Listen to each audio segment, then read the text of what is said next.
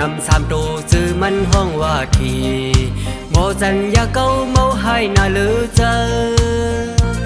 ไงก็เลยไปก็เคยเจอที่ทางเตง่ายเหมือนอันวันไหนเงินอันหอมเก็บไว้ขึ้นคำวันเนอยังอันเนอเจอมองเปิดกินกำโทที่3โต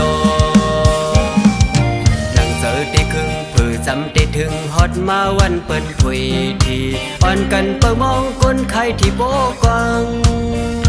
อยากเจอเยาปัดในเกาดีทุยสั่งเดิงเก่าย้อนสู่ตีพระเจมือจำตีนอ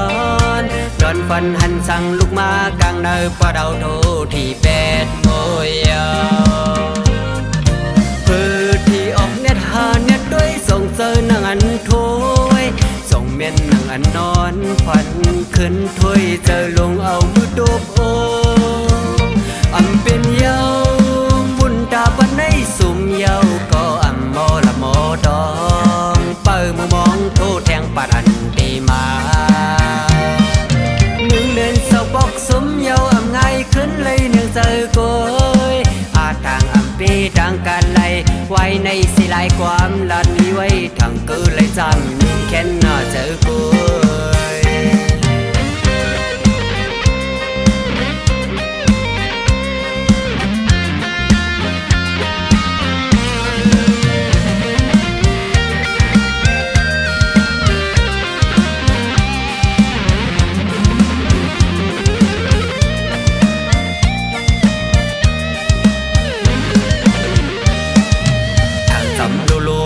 นำ3ตูชื่อมันห้องว่าที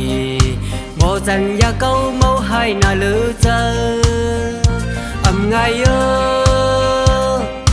ก็เลยไปก็เคยเจอที่ทางเตง่ายเหมือนอันวันไหนเงินอันหอมเก็บไว้ขึ้นคำวันเนอยังอันเนอเจอมองเปิดกินกำโทที่3โตดังเจอตีครึ่งจำได้ถึงฮอดมาวันเปิดถุยที่อ่อนกันเปิดมองคนใครที่โบกวังอยากเจอเยา